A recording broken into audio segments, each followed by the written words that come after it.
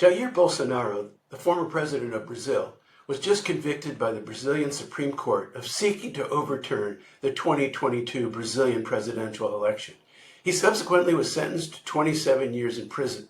Bolsonaro and Donald Trump are very similar politicians who employed the same tactics while governing and amazingly similar responses to losing an election.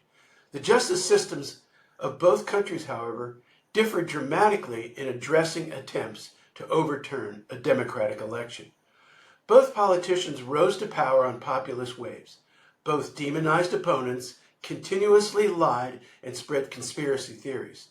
Both claimed their respective electoral systems were riddled with fraud. Both were overwhelmingly supported by evangelical Christians. But their most remarkable similarity is how they responded to losing an election. During the 2020 U.S. presidential campaign, Trump warned of an expected election fraud and threatened to not accept the final count if he apparently lost. Following the election, he refused to concede, challenging the vote counts in many states and losing court cases in all of them. As January 6, 2021 approached, when the state electors would meet in Congress to cast the state's electoral votes, Trump organized a Stop the Steal rally in front of the White House on January 6.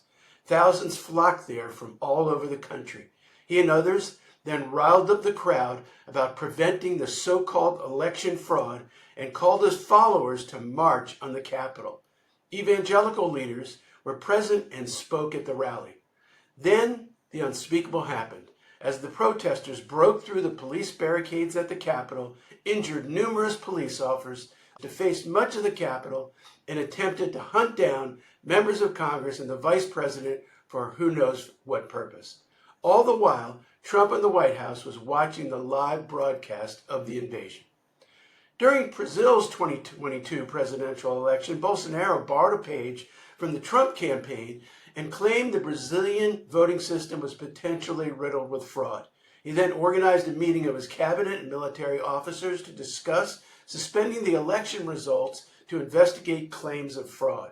After he lost the election, his supporters attacked the Brazilian Congress, Supreme Court, and presidential palace to overturn the election.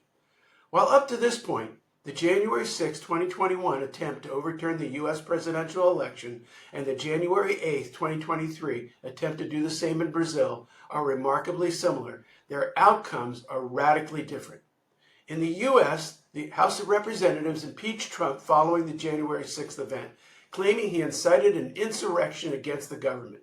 The Senate, however, failed to convict, which if it had, Trump would have been barred from re-election. In Brazil, the Supreme Court found Bolsonaro organized a coup d'etat against the government and barred him from re-election. In the U.S., a special counsel appointed by the Justice Department obtained an indictment against Trump for, among other things, conspiring to defraud the U.S. Trump sought to block the criminal proceedings against him by eventually appealing to the Supreme Court. The court then ruled that a former president could not be criminally tried for actions within the purview of a president's executive power, despite Federalist Paper number 69 stating the opposite. Quote, the president of the U.S. would afterwards be liable to prosecution and punishment in the ordinary course of the law, unquote. By the time the court issued its ruling, the next election was a few months away, resulting in a Trump victory. The special counsel then withdrew the criminal complaint against Trump. In Brazil, the Supreme Court convicted Bolsonaro of attempting a coup d'etat against the government and planned assassinations of the current president and others. He was recently sentenced to 27 years in prison. Democracy and the rule of law has governed the United States for 250 years, and the nation traditionally has been considered an example to the world. Brazil's history is a mixture of upheaval, veering from democratic rule to a military dictatorship and back. Brazil's recent democratic experience is only 40 years old.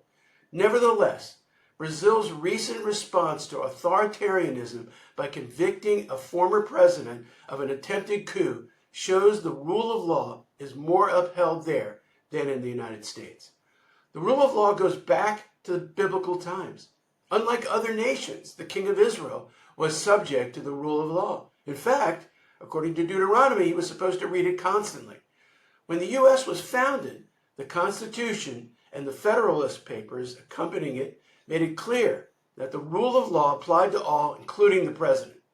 Somehow, the evangelical world supports a man who has no regard for the rule of law and seeks to govern by executive decree. Kudos to Brazil. To learn more about politics and the gospel, consider my new book on Amazon, How Politics Has Distorted the Gospel.